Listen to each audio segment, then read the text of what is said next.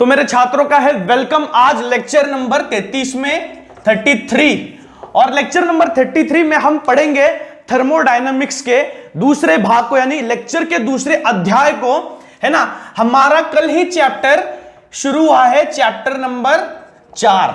बड़ी तेजी है भाई, रफ्तार से बढ़ रहे चैप्टर की ओर। थर्मोडायनामिक्स हमारा चैप्टर है शुरू कर चुके हैं थर्मोडायनामिक्स बेसिक्स को। अगर आपको मिस नहीं करना है तो लेक्चर नंबर 32 जरूर देखिए। अगर यहां आएगा, यहां पे आना है अगर, तो लेक्चर नंबर 32 जरूर देखिए।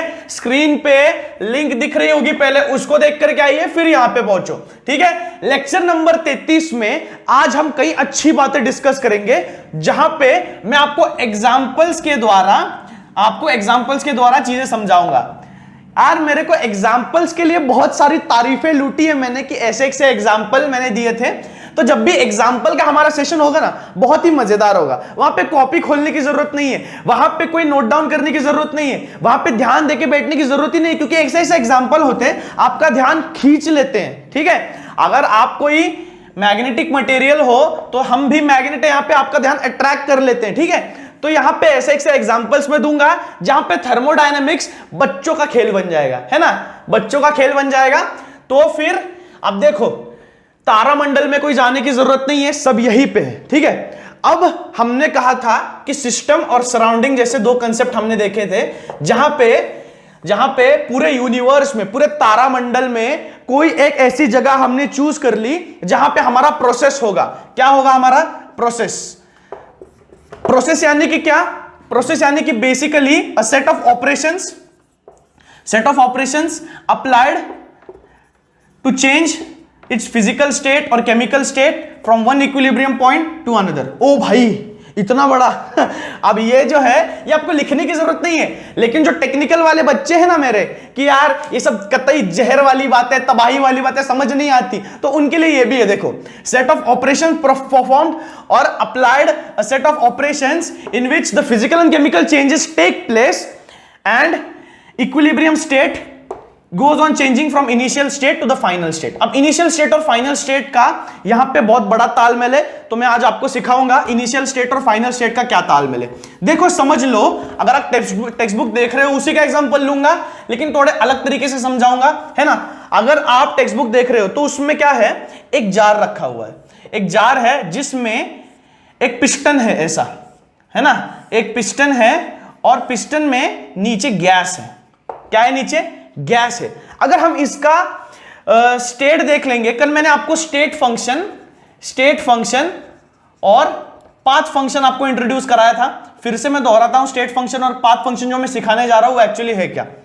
अब गैस है, इसका प्रेशर मैंने असाइन कर दिया, प्रेशर है कुछ 1 बार, इसका टेम्परेचर है 300 केल्विन के आसपास, और इसका जो वॉल्यूम है वो है 1 dm3, 1 डेसीमीटर क्यूब इस गैस का वॉल्यूम है, ठीक है। ये सारे इसके स्पेसिफिकेशन है, यानी कि क्या, इस गैस को जो भी प्रॉपर्टी स्पेसिफाई करती है उसको हम कहते हैं स्टेट फंक्शन, यानी कि इस स्टेट पे इस गैस की जो प्रॉपर्टीज है जिससे गैस पहचाना जाएगा उसको हम कहते हैं स्टेट फंक्शंस, जो इस स्टेट पे, ठीक है। अगर मैंने कुछ ऐसा किया कि ये पिस्टन को ले लिया थोड़ा सा नीचे, अब वॉल्यूम हो गया डिक्रीज, वॉल्यूम कम हो गया, है ना, वॉल्यूम समझो हो गया मेरा 0.5 dm3 और मेरा प्रेशर बढ़ गया, है ना। गैस मॉलिक्यूल्स है, they are more of the random molecules, है ना। अगर उनके बीच में इंटरमॉलिक्यूलर फोर्सेस कम होते हैं, they take the space of the container in which they are. So अगर मैंने पिस्टन को नीचे कर दिया तो क्या हो जाएगा, गैस का वॉल्यूम एक तो कम हो जाएगा और ऊपर से प्रेशर बढ़ जाएगा, ठीक है, यानी कि इंटरमॉलिक्यूलर फोर्सेस ज्यादा वाइब्रेट करेंगे। तो यहां पे प्रेशर मैंने लिख दिया समझो 2 बार, और टेम्परेचर वही है कांस्टेंट 300 केल्विन पे, ठीक है। तो अब इसकी इनिशियल स्टेट थी P1 V1 और यहां पे फाइनल स्टेट आ गई P2 V2। ये होगी इनिशियल स्टेट, ये होगी फाइनल स्टेट, ठीक है, इनिशियल स्टेट और फाइनल स्टेट। अब इनिशियल स्टेट और फाइनल स्टेट में स्टेट फंक्शंस अलग अलग हैं, लेकिन अगर मैं देखूं कि मुझे ये अटेन करना है प्रेशर 2 बार, तो मुझे फर्क नहीं पड़ता कि प्रेशर 2 बार आया कहां से, ये वॉल्यूम मुझे अगर अटेन करना है तो 0.5 dm3 आया कहां से, मुझे बस प्रेशर 1 बार का 2 बार करना है। मुझे प्रेशर अगर 2 बार अचीव करना है तो मुझे फर्क नहीं पड़ता कि वो 5 बार से 3 बार कम होकर के 2 बार आ गया हो, ठीक है, मुझे फर्क नहीं पड़ता। इसका मतलब मैं क्या बोल रहा हूं, मुझे स्टेट अचीव करना कुछ चीजों में जरूरी होता है। स्टेट अचीव करना यानी कि क्या, समझ लो हम सक्सेस ले लें, हम थोड़ा मोटिवेशन में घुस जाते हैं। हम अगर सक्सेस ले लें तो सक्सेस में कुछ लोग बोलते हैं, कुछ लोगों की ऐसी धारणा है कि जरूरी नहीं है आप उस शिखर तक कैसे पहुंच रहे हो, है ना, जरूरी नहीं है आप पाथ कौन सा चुन रहे हो, जरूरी है कि आप पहले यहां थे और दूसरे दफा आप उस शिखर पे खड़े हो। यानी कि क्या, अगर मैं कोई कार पार्किंग का ले लूं, है ना, आप कई दफा मनपा के ऑफिसों में गए होंगे जहां पे गाड़ियों की पार्किंग के लिए राउंड राउंड करके ऐसी सीढ़ियां होती है और ऊपर टेरिस पे गाड़ी लगा दी जाती है, ठीक है, पार्किंग में। तो समझो वो पार्किंग लॉट में यहां को आपको बता रहा हूं, समझो 2 तरह के पार्किंग लॉट है। एक तरह पे यहां पे ऐसी सीढ़ी है स्पाइरल राउंड जो आपको इस पार्किंग लॉट तक ले जाएगी। अब इसकी हाइट है h, इसके हाइट को मैं कहूंगा स्टेट फंक्शन। अब और जो पाथ फॉलोड है उसको मैं कहूंगा पाथ फंक्शन। अब देख लो मैं समझाता हूं कैसे। समझो यहां पे एक हाइड्रोलिक लिफ्ट है, मेरी गाड़ी आई, 2 गाड़ियां आई है, ठीक है, एग्जांपल दे रहा हूं ध्यान से देखो, 2 गाड़ियां आई हैं, ठीक है, 2 गाड़ियां आई, बहुत ही बुरी है यार गाड़ियां, चलो कोई दिक्कत नहीं है, 2 गाड़ियां आई है। ये गाड़ियां क्या कर रही हैं, अब ये पहली वाली गाड़ी जो है ये इसको यहां पे भी पहुंचना है, इसको भी यहां पे पहुंचना है, ठीक है। तो फिर गाड़ी जो है वो यहां से लेकर के ऐसा रूट इन सीढ़ियों को फॉलो करते हुए इस हाइट पे पार्क हो जाएगी आके, और यहां पे ये गाड़ी हाइड्रोलिक लिफ्ट पे आ जाएगी। ये हाइड्रोलिक लिफ्ट इसको कैरी करेगी, इसको लेकर के जाएगी ऐसे ऊपर और यहां पे पार्क कर देगी, ठीक है। तो फर्क नहीं पड़ता मेरी गाड़ी किस पाथ को फॉलो करते हुए यहां तक आई है, फर्क यह पड़ता है कि मेरी गाड़ी यहां तक पहुंची है कि नहीं। So this is the final state I can से and this is the initial state I can से, ठीक है। So height is a state function. Height को फर्क नहीं पड़ता कि तुम कहीं से भी आओ, उस हाइट तक पहुंचना है बस, मुझे फर्क नहीं पड़ता तुम ऐसे आओ, मुझे फर्क नहीं पड़ता अगर तुम घूम घूम के आ रहे हो, मुझे फर्क नहीं पड़ता अगर तुम इस रास्ते से लेके यहां पे पुल बनाकर फिर यहां पे आ रहे हो, फर्क नहीं पड़ता। फर्क बस इतना पड़ता है कि इस हाइट पे तुम पहुंचे हो कि नहीं। ऐसे फंक्शनों को हम कहेंगे स्टेट फंक्शन। लेकिन पाथ फंक्शन बिसाइड्स, अगर मैं बोलूं कि फर्क पड़ता है कि डिस्टेंस कितना बढ़ रहा है, तो डिस्टेंस हमारा यहां पे रहेगा पाथ फंक्शन। देखो डिस्टेंस चेंज होगा, अगर हम ये पाथ लेंगे तो डिस्टेंस होगा डिक्रीज, और ये हम ये ज्यादा वाला पाथ लेंगे तो हमारा डिस्टेंस होगा इंक्रीज। यानी कि डिस्टेंस को फर्क पड़ रहा है भैया, डिस्टेंस को फर्क पड़ रहा है कि जैसे तुम दूसरे रास्ते से जाओगे तो डिस्टेंस होगा, डिस्टेंस चेंज होगा ज्यादा से ज्यादा, ठीक है ना, डिस्टेंस कम ज्यादा होगा। लेकिन दूसरी तरफ अगर हम हाइट देखें तो हम इसको कहेंगे स्टेट फंक्शन। इसको फर्क नहीं पड़ता कि इनिशियल स्टेट और फाइनल स्टेट, इसको बस चाहिए। अगर हमने कहा फाइनल स्टेट अचीव करना है तो तुम किस भी तरह से वहां पे आ जाओ, पहुंच जाओ, फर्क नहीं पड़ेगा, ठीक है। तो ये सारी जो स्पाइरल हाइट से या हम हाइड्रोलिक लिफ्ट ले ले, तो ये सारा एग्जांपल था इनिशियल और फाइनल स्टेट का, और मैं पढ़ा रहा हूं अभी स्टेट फंक्शन और पाथ फंक्शन। अगर आप कोरिलेट नहीं कर पा रहे हो तो समझो बात को, हमारा चल रहा है स्टेट फंक्शन और पाथ फंक्शन। स्टेट फंक्शन और पाथ फंक्शन ऐसे वेरिएबल्स है जो सिस्टम को डिफाइन करते हैं, ठीक है। अब सिस्टम को जो प्रॉपर्टीज डिफाइन करती है वो प्रॉपर्टीज है ना, वो प्रॉपर्टीज अलग अलग 2 हिस्सों में बटी गई हैं, समझ रहे हो शेरो। एक है स्टेट फंक्शन, एक है पाथ फंक्शन। स्टेट फंक्शन ऐसा फंक्शन है जिसको फर्क नहीं पड़ता कि वो किस पाथ को फॉलो करके उस फाइनल स्टेट तक पहुंच रहा है, उसको बस फर्क चाहिए, उसको इतना चाहिए कि इनिशियल स्टेट पे कोई सिस्टम था वो फाइनल स्टेट पे रीच हो जाए, चाहे कैसे भी रीच हो, उसको फर्क नहीं पड़ता। बिसाइड्स पाथ फंक्शन अगर हम देखें, उसको फर्क पड़ता है वो किस पाथ को फॉलो करके उस सिस्टम तक पहुंच रहा है, उसको फर्क पड़ रहा है। So this are the 2 states, path, state function and path function. अगर मैं और अच्छा एग्जांपल आपको समझाने के लिए, है ना, कुछ ऐसे फंक्शंस हैं जो हम आसानी से इन एग्जांपल्स को समझ सकते हैं, जिसकी वजह से हम कोरिलेट कर पाएंगे। समझो यहां पे इन्होंने टेक्स्ट बुक में अगर आप देख रहे होगे, उन्होंने दिया work and heat are path functions, work and heat are path functions, है ना। whereas pressure, volume, temperature, they are all state functions. फर्क नहीं पड़ता कि प्रेशर एक जगह से दूसरी जगह कैसे चेंज होकर के आए, फर्क पड़ता है कि पहले प्रेशर था 1 एटमॉस्फेयर, दूसरी दफा प्रेशर है 3 एटमॉस्फेयर। फर्क नहीं पड़ता पहले वो 10 एटमॉस्फेयर था, वो रिड्यूस होकर 7 एटमॉस्फेयर रिड्यूस करके स्टेप बाय स्टेप रिड्यूस करके 3 तक पहुंचा है, या फर्क नहीं पड़ता पहले 4 पे था या एक स्टेप में रिड्यूस करके 3 तक पहुंचा है। फर्क पड़ता है तो बस डिफरेंस का, कि डेल्टा पी यानी कि P2 - P1, ये हमारा ये अचीव ये इसको हमको अकम्प्लिश करना है, बस फाइनल स्टेट को हमको अकम्प्लिश करना है। फर्क नहीं पड़ता तुम किन सीरीज ऑफ स्टेप्स में वहां तक पहुंच रहे हो, यानी कि प्रेशर, वॉल्यूम, टेम्परेचर, ये सारे स्टेट फंक्शन है। वर्क अगर पाथ फंक्शन कैसे हुआ, अगर मैं आपको और अच्छे से समझाऊं और विस्तार में, तो ध्यान से देखो शेरो, है ना मेरे चीतो, ध्यान से देखो, सबसे कतई इजी वाला एग्जांपल आने वाला है, मुर्दा भी उठ के खड़ा हो जाएगा, इतना इजी एग्जांपल है भाई, ये तो मुझे भी समझ में आ गया। ठीक है, अब देखो कोई पहाड़ चढ़ना है, ट्रैकिंग करते हो सब लोग, है ना, पहाड़ चढ़ना है कोई मुझे, तो अगर मैंने दो बंदे लिए, अगर दो बंदे लिए, है ना, और इस पहाड़ को मुझे इस चोटी पर पहुंचना है ना, तो इसने अगर कोई पाथ फॉलो किया, इसने अगर सीधा पाथ फॉलो किया, और ये रास्ता है ऐसा, ये रास्ता है इस पहाड़ का, और ये पहुंचते पहुंचते ऐसे ऐसे कई दफा बीच बीच में स्लिप हो गया, कई दफा बीच बीच में स्लिप हो गया, और फिर जाके यहां पर पहुंचा, तो इसने जो वर्क डन है, दोनों का जो वर्क डन है, इसमें जो एनर्जी लॉस है, वर्क डन है, वो दोनों के लिए अलग अलग होगा, दोनों पाथ्स के लिए। इस पाथ के लिए कुछ वर्क डन अलग होगा, इस पाथ के लिए कुछ वर्क डन अलग होगा कि नहीं होगा?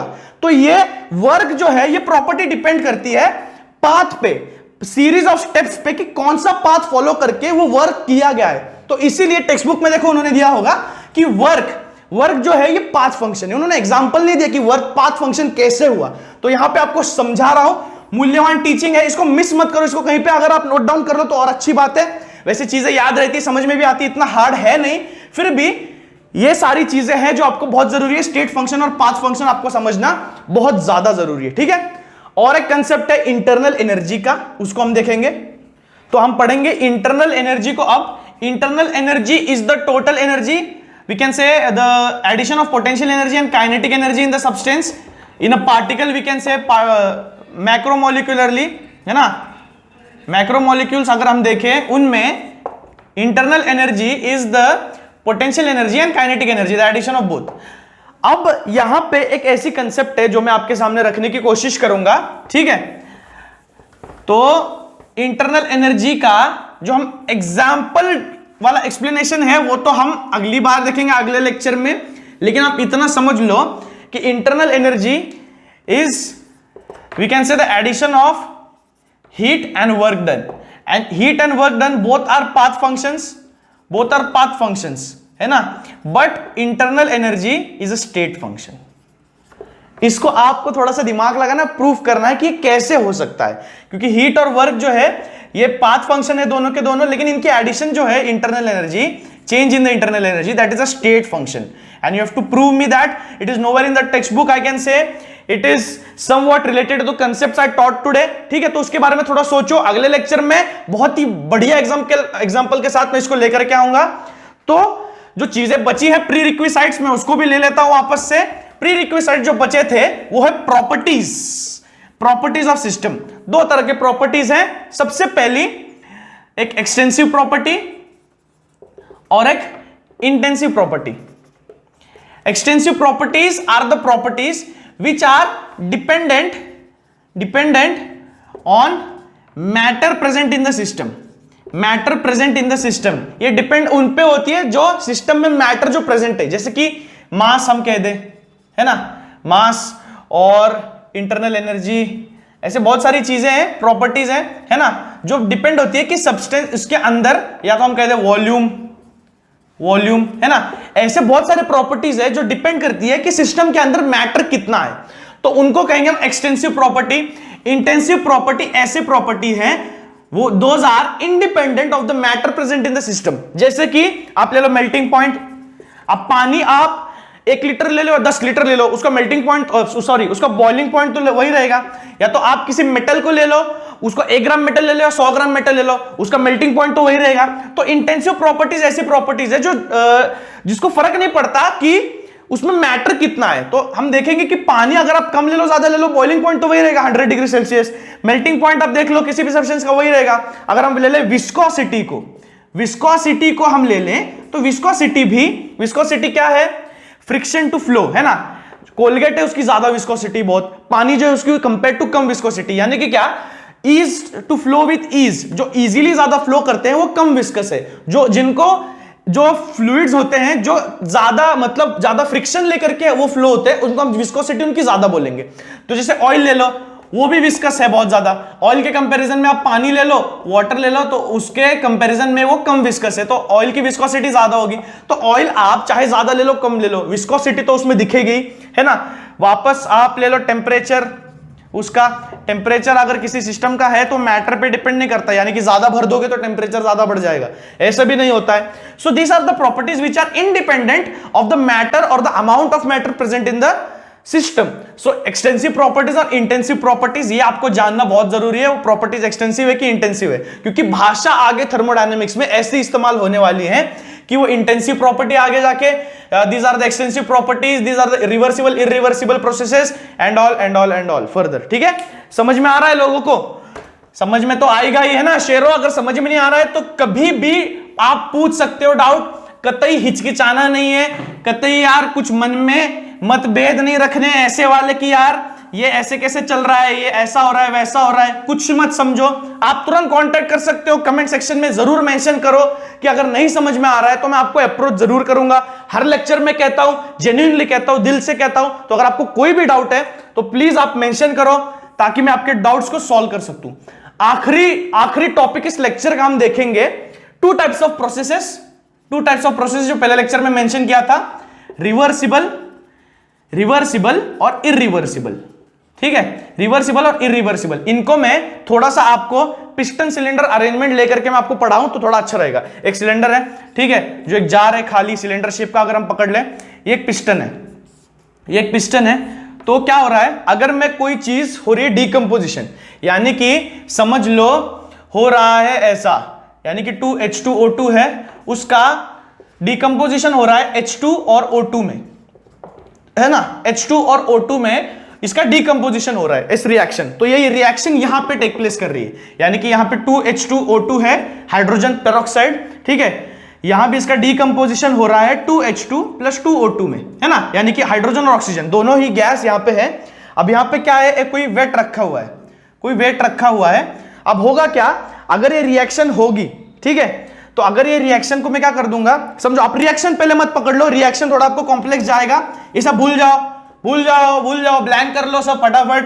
कुछ नहीं था रिएक्शन वगैरह, सब गायब हो गया। ठीक है, बेसिक एग्जांपल लेते हैं हम रिवर्सिबल इरिवर्सिबिलिटी को देखने के लिए। यहां पे एक गैस है, कोई भी पकड़ लो, यहां पे मैंने वेट रखे हुए हैं बहुत सारे मैंने वेट रखे हुए हैं, और सारे इनफाइनाइटेसिमली स्मॉल है, इनफाइनाइटेसिमल यानी कि बहुत ही छोटा, कतई छोटा, एकदम छोटा, बहुत छोटे छोटे वेट्स एकदम। अगर हम कहीं मिलीग्राम में वेट्स रखें तो भी चलेगा, इतने कम वेट्स रखें।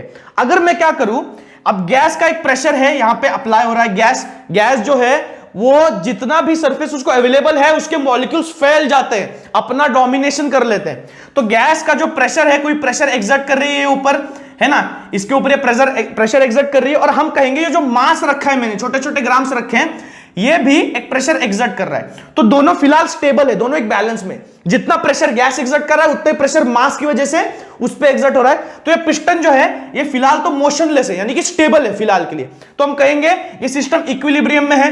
ठीक है, अगर मैं ये जो इनफाइनाइटेसिमली स्मॉल वेट्स है, अगर मैं इनको निकालूं तो क्या होगा, गैस का जो प्रेशर है एग्जर्ट थोड़ा सा ये बढ़ जाएगा, क्योंकि ये जो स्टेबिलिटी थी ये मैंने हिला दी, इक्विलिब्रियम मैंने हिला दिया। ठीक है, तो एक अगर मैं इनफाइनाइटेसिमली स्मॉल वेट अगर निकाल दूं तो क्या होगा, पिस्टन हल्का सा ऊपर चले जाएगा और गैस को थोड़ी सी और सरफेस मिल जाएगी।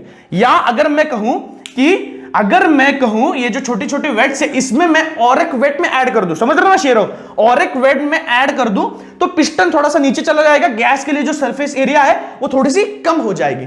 और इसी तरह से मैं कह सकता हूं कि मेरे छोटे छोटे इनफाइनिटेसिमली स्मॉल वेट्स ऐड करने से कंडीशन में चेंजेस आ रहे हैं, और मैं जब चाहे तब इक्विलिब्रियम अटेन कर सकता हूं, क्योंकि मुझे पता है कितने वेट्स पे, कितने इनफाइनिटेसिमली स्मॉल पीरियड्स पे वो इक्विलिब्रियम अटका हुआ है। यानी कि 2 वेट्स निकाले मैंने और मुझे पता है वापस मैं धीरे धीरे 2 वेट्स डाल दूंगा तो इक्विलिब्रियम वहीं पे आ जाएगा जहां से मैंने पहले छोड़ा था। तो ये है रिवर्सिबल प्रोसेस। ये रिवर्सिबल यानी कि क्या, पहले मैंने इक्विलिब्रियम को हटाया, फिर मैं उस प्रोसेस को रिवर्स कर सकता हूं, यानी कि जो मैंने इक्विलिब्रियम को हटा दिया था मैं इक्विलिब्रियम वापस अटेन कर सकता हूं, यानी कि उसमें छोटा सा मैं वेट ऐड करके वापस अटेन कर सकता हूं। उसकी जगह मैं अगर दूसरा एग्जांपल ले लूं, यहां पे एक जार है, सिलेंडर है, यहां पे फिर से पिस्टन है, यहां पे गैस है। अगर मैं क्या करूं, अगर मैं यहां पे बड़ा सा वेट ले लू, एक बड़ा सा वेट ले लू, पत्थर ले लू, डाल दू इसके ऊपर, पत्थर ले लू, डाल दू इसके ऊपर, ठीक है। तो पत्थर डालने के बाद ठप से ये पूरा जो है पिस्टन ये नीचे गिर जाएगा, है ना, गैस की सरफेस एरिया पूरी कम हो जाएगी। और अगर मैं वापस पत्थर को निकाल लूं तो धीरे धीरे पिस्टन ऊपर आने लगेगा, धीरे धीरे धीरे एकदम। तो ये जो है ये इक्विलिब्रियम अटेन होगा क्या बच्चों, मेरे शेरों, इक्विलिब्रियम अटेन होगा क्या अच्छी तरीके से? अच्छी तरीके से कतई नहीं होगा, थोड़ा टाइम लगेगा, बाद में ये जब जाके अटेन होगा तब। तो मैं कहने की ये कोशिश कर रहा हूं कि रिवर्सिबल प्रोसेस जो है उसमें इनफाइनाइटेसिमल स्मॉल कंडीशंस भी, इनफाइनाइटेसिमल स्मॉल यानी कि बहुत छोटे छोटे कंडीशंस भी पूरे प्रोसेस को रिवर्स कर सकते हैं, चेंज ला सकते हैं, पहली बात तो, ठीक है। दूसरी बात, जो इनफाइनाइटेसिमली स्मॉल चेंजेस अगर कंडीशन चेंज नहीं हो रही है तो हम कह सकते हैं वो प्रोसेस इरिवर्सिबल हो चुका है, यानी कि उसमें अब चेंज नहीं आएगा। छोटे छोटे चीजों से रिवर्सिबल प्रोसेस में चेंज आ सकते हैं। तो यही अगर हम रिएक्शन को लेकर के स्टडी कर ले तो वही एक कंक्लूजन निकलेगा कि इनफाइनाइटेसिमली स्मॉल चेंजेस में अगर करता रहूं तो प्रोसेस को मैं कंट्रोल कर सकता हूं, यानी कि जब मन चाहे तब मैं रिवर्स कर सकता हूं वेट्स को लेकर के, ठीक है। तो ये एक अच्छा सा एग्जांपल था जो उन्होंने दिया है, ठीक है। तो फिर ऐसे एग्जांपल को हम देखेंगे आगे, हम देखेंगे W and Q यानी कि वर्क और हीट के साइन कन्वेंशंस को पढ़ेंगे। वापस जो इंटरनल एनर्जी का कंसेप्ट मैंने आपके सामने रखा, Q प्लस W होता है जिसका सम, उसको हम अच्छे से देखेंगे।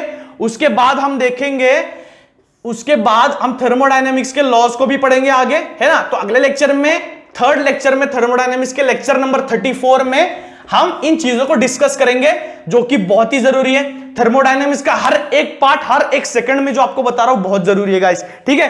तो आप आई होप अच्छे से नोट डाउन कर रहे हो, जो मैं बता रहा हूं आप सीख रहे हो, क्योंकि जो मैं नेचुरली पढ़ा रहा हूं, मेरे आसपास टेक्स्ट बुक नहीं रखी है थर्मो की, क्योंकि थर्मो अगर मैं देख देख के पढ़ाऊंगा तो अंदर से वो निकलेगा नहीं जो मैं आपको बताना चाहता हूं। जो मेरे मन में एग्जांपल्स आ रहे हैं, जिस तरह से मैं आपको ईज कर सकता हूं, मैं आपको बता रहा हूं सजेशंस की। अगर आप लगता है कि मुझे सजेशंस की जरूरत है, सर को कुछ सजेस्ट करना चाहिए, आप please, all the suggestions are most welcome, all the questions are most welcome, ठीक है। तो कुछ भी डाउट हो कभी भी आप पूछ सकते हो। थर्मोडायनामिक्स के अगले लेक्चर में मिलने के लिए नोटिफिकेशन के बेल आइकन को जरूर प्रेस करना पड़ेगा। 3 कर्तव्य आपके परम धर्म वो भी है कि लाइक, शेयर और सब्सक्राइब भी करते रहो दोस्तों, जितना ज्यादा हो सके शेयर करो, क्योंकि केमिस्ट्री हो चुका है शुरू।